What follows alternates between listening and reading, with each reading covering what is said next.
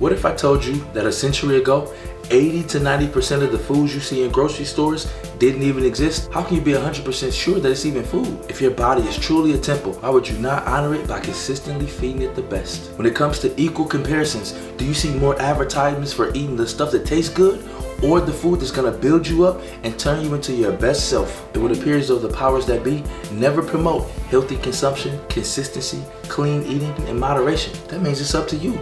You have to take charge of your health. And when you compare that to how often you're constantly being bombarded with advertisements and messaging about eating the worst, what is a person to do? It's time to take charge. It's time to lock in and make sure that you're doing what's right for yourself, because if you don't, who else will? Because too many of us are leaving this earth far too soon, or having our health compromised in ways that's completely preventable. Don't let it be you. But today we choose better.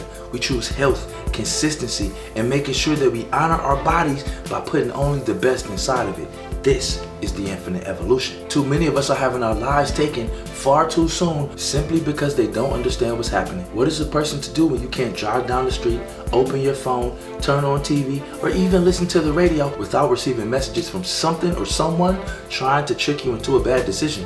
Don't let it be you. Food, especially the worst kinds, is everywhere. But unlike other things that you're not supposed to consume and that might do you harm, you actually need food to survive. In fact, we cannot live without it. So being intentional about the way you eat and the foods you put inside of your body is everything if you hope to become your best. This is the infinite evolution. Food, especially the worst kind, is everywhere, which means if you don't have a healthy relationship with it, or you don't understand the tricks that are being played on you, it becomes that much easier to ensnare you in whatever food, marketing, or advertisements they were trying to get you with. Don't let it be you, because you really are what you eat. So become your best by eating the best and watch your results flourish. Food wasn't designed to be a pacifier for whenever we have a bad emotion, feel down or sad, or things simply aren't going right. But when you break it down to a scientific level, our brains literally block out stress signals when we're eating, which is why so many of us turn to food, which is why the advertisements are so effective. Because when you have a long day, when you are tired, when things aren't going your way, and you're driving home and you see that billboard for the thing that you know you don't need to be eating, it reminds you of a sense of comfort. But that short-term pleasure might lead to long-term pain if it ultimately costs you your health. When it comes to our health and the things we put in our body, we have to think long-term. So today we talk about the idea of training your mind, first and foremost, to understand what food is, but also what it isn't, when to eat it and when you shouldn't, how to recognize when you're hungry as opposed to simply eating out of emotion, or when you're tired or stressed or don't feel up to your 100% best, and making the commitment to yourself and your body to honor it in the best way possible, because more than anybody else, you have the control and you have the ability to do so.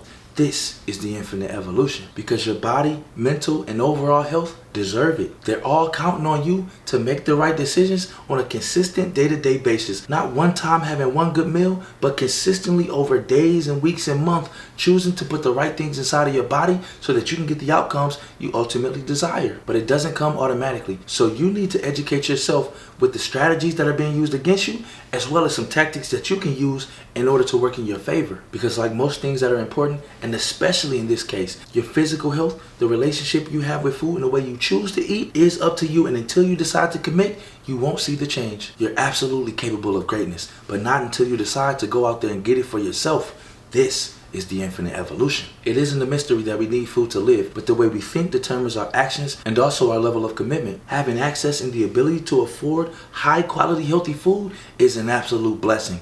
Don't waste it. There's so many people in the world who would love to be able to have fresh fruit, vegetables, and all of the healthiest things that it takes in order to sustain our lives. But far too little people are able to get it on a consistent basis. So if you're one of the lucky few, you have a duty to yourself and those who couldn't to make sure that you live up to your best, to honor the blessing that you've been given by only putting what you know is supposed to be going into your body and as little junk as possible. As a kid growing up, my family was really big, and we rarely had enough money to where you could eat exactly the way you wanted to. We usually had the basics, but that was about it. As a result, many of the decisions that I would have had to make about food were taken from me because my options were so limited. If I wanted to get seconds, I had to eat fast enough in order to make sure I'll be able to get it. If I wanted to eat a certain type of fruit or vegetable, I had to make sure it was even available inside the refrigerator. But since I I've grown, since I'm on my own, since I have a job and I can support myself, now I get to choose, and now it's up to me in order to make the right decisions. As a kid, we're often told, and even forced sometimes, to eat those vegetables. Make sure you eat a piece of fruit.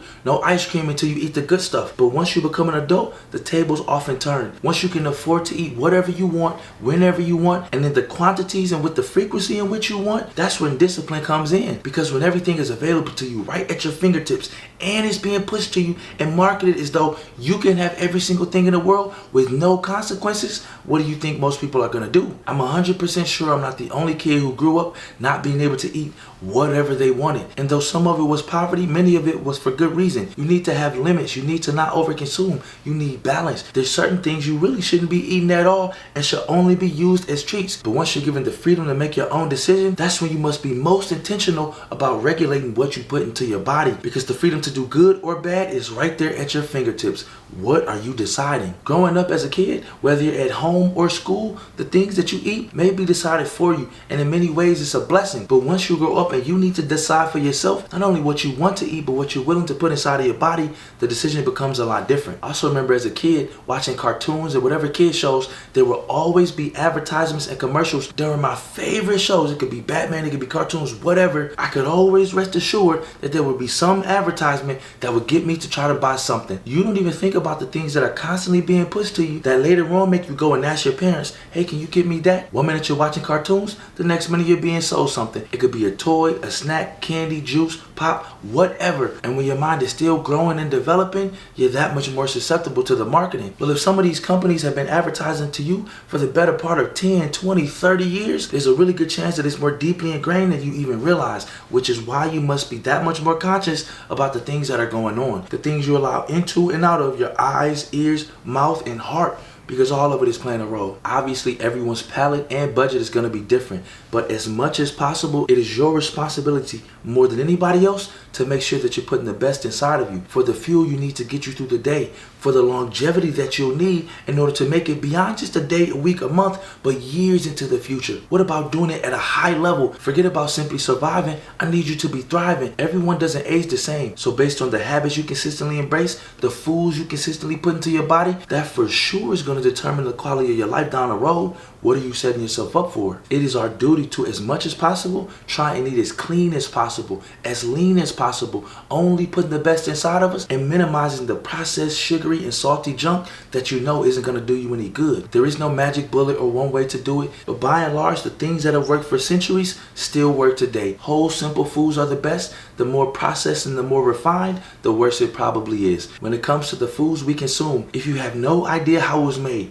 no clue whatsoever what tree or plant that it came from, there's a really good chance you shouldn't be eating it. For me, one of my biggest Achilles heels was juice and sugary drinks. Well, the truth of the matter is, there are some things that are so delicious, they really shouldn't even exist. There is tons of data that proves both sugar and salt are highly addictive. But when you think about the foods we use as comfort food, they're usually sweet or salty. Foods that often make you feel good in the moment, but sleepy and tired once you finish consuming them. Whole, simple, lean foods are the best and must be the majority of what you eat. If you have no idea how it was made, no clue how it was produced, and you couldn't even begin to identify what tree or plant that it came from, chances are you shouldn't be eating it. If you look at the ingredient list and have no idea what you're reading or where those things came from, chances are you shouldn't be eating it. Keep it simple and watch the way you flourish. To do this may require a shift in thinking, and that shift is a really simple but also a powerful one. For me, I always thought about food as something that was pleasurable, something that I did for enjoyment, something that was necessary in order to survive, but I was mostly eating for taste and what in the moment I thought would bring me the greatest amount of pleasure. But if the moment after I'm done eating that big meal, consuming all the grease, the fat, the salt, the sugar, if I don't feel good, if I immediately need to take a nap, I probably shouldn't be eating it, and it's probably slowly taking me out. So I need to do better. Over the course of the last year or so, I made a real commitment, eating healthier and more clean, becoming more fit, training my mind to be its best so that my body, spirit, and outcomes also follow suit. But in order to do so, I needed to adjust my mindset in the way I thought about food. No longer would I use it as a comfort when I'm feeling down. No longer would I turn to sugary sweets or salty snacks after a long day or when I'm feeling some type of way. I could replace it with the workout. I could replace it with water. I could replace it with meditation or writing in my journal. Whatever the case, I don't need to put poison in my body that will slowly take me out of the game just because in this moment I'm not feeling my best. By the way, sometimes when you're not feeling your best, you actually need to sit in that feeling so that you can work through it. Maybe there's some thoughts or emotions that you need to process that you haven't quite processed, and you'll never get the chance to because you keep stuffing your face with things you don't need, because you keep literally putting poison in your body. What if one day you had to make a decision to allow somebody else to take over your life, and you were given two choices? The first person would do everything that feels comfortable, things that make you feel good in the moment, short-term gratification, very little long-term thinking, but tons of fun in the moment. The other person is focused on discipline, preparing for the future, building a better version of you, and is willing to embrace delayed gratification if it means ultimately building something better for the long term. Which one of those people would you put to be in charge of your life? Well, if you're short-sighted and foolish, of course you're going to choose the first one. But if you're intent on building something better, if you know you have greatness within you, why wouldn't you put the best inside of you so that you can get the best out of you? This is the infinite evolution. I'm not saying you need to turn into a rabbit overnight, but you do deserve the best. You do deserve to see what your body can become if you put the love and care into it that it absolutely deserves. This is a part of you becoming your best, but only if you choose it. Why shouldn't you have more time being strong, healthy, and fit? Why shouldn't you be able to spend more time with your loved ones where you can actually enjoy their presence? And why should they be denied even more time with you at your healthiest, strongest, fittest, and most efficient version of you possible, and even more chances for you to change the world for the better? Moderation is also critical, and once again, it all comes down to mindset. You're not eating simply because of the way food tastes, but because of the nourishment that it gives you. You're not eating simply because of the way it makes you feel or the emotions it blocks out, but because of the fuel and energy it'll give you in order to execute and perform at your best. Even if that means being able to sit in peace with your own body and mental clarity, because you put the best inside of your body, you'll get the best performance out of it. This is the infinite evolution. You're not willing to eat the worst food simply because it tastes good. You're not willing to consume the worst just because in this moment you feel some type of way. Your emotions don't dictate the way you eat. Nourishment does. Health does. Longevity and long-term thinking does. Discipline does. Being intentional does. Everything else is noise. Feel free to block it out. You have to do what works for you. Personally, I like to do intermittent fasting to keep my mind sharp and my focus where it needs to be, and to remind myself that you are in control. It's the idea of telling my physical body no, but strengthening my spiritual one and making myself that much better in the long run. Once you realize the power you have, that you are in control and that you can say no, you actually begin to say yes to a far better life. Yes to better health. Yes to more fitness. Yes to a stronger body. And yes to the future and lifestyle that you so greatly deserve. And it all came from saying no to things that would consistently harm you, consistently bring you down, and consistently prevent you from being your best. And the opportunities are endless. Many of the biggest, happiest, most emotional, saddest, you name it, moments of our lives are often accompanied by food, because food puts us at ease. Think about baby showers, weddings, funerals, graduations. But the irony of it all is the very food that we use to celebrate and show love may be the very thing that steals even more life from the people we care about most.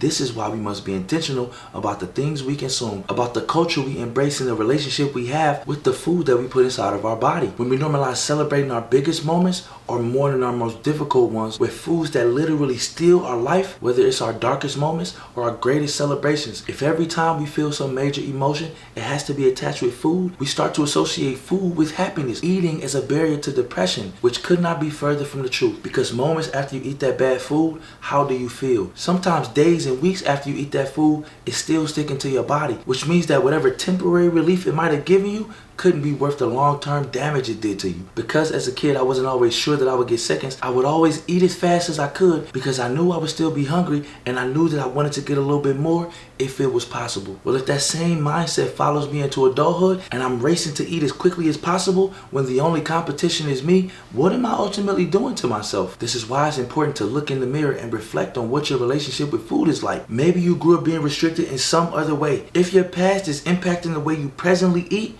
it might be time to address it so that you can turn over a new leaf and start to get the best out of yourself, because everything is being impacted. Your skin, energy, metabolism, sleep, weight, all of it is being impacted by the things you decide to put inside of your body. According to the CDC, about 74% of Americans are either overweight or obese. These are parents, brothers, sisters, uncles, cousins, aunts, grandparents. It's affecting all of us, and it's slowly stealing away from us the people who make life worth living. In many ways, we celebrate and show love through food, which is why we need to be intentional about shifting our mindset so that we don't lose any more than we have to. It literally isn't normal anymore to be healthy, and those numbers are very much intentional. More sick people means more medicine, more revenue for healthcare providers, more addiction to sugary and salty foods, more profits for the people who make them. Because as profitable and effective as big medicine has become, increasing their customer base and making money hand over fist, even at the cost of lives, is a no-brainer for them, which should be all the proof you need to know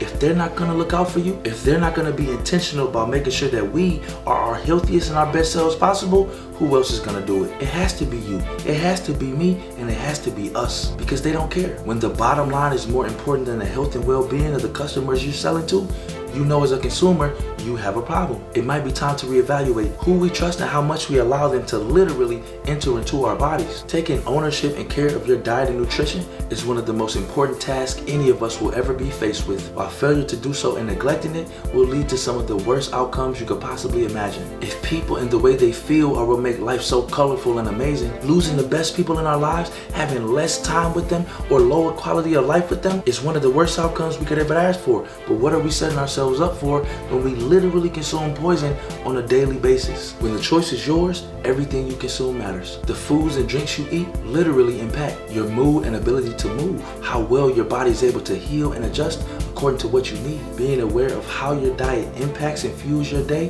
is essential, and it's nobody's responsibility more than it is your own. You already know for a fact there are bad faith actors out there trying to influence you to make the worst decisions possible, to eat according to your emotions, to buy the quick processed thing. So being aware of and embrace just how much your diet fuels your day is essential if you're serious about your health and those around you. The way you treat and carry yourself matters. The foods and drinks you decide to consume and literally put inside the temple of your body mean everything. And when you consistently get to decide what goes into the only body you'll ever be given, you gotta take it serious. And not just because of anything superficial, aesthetic, or that won't last, but because you are relying on you.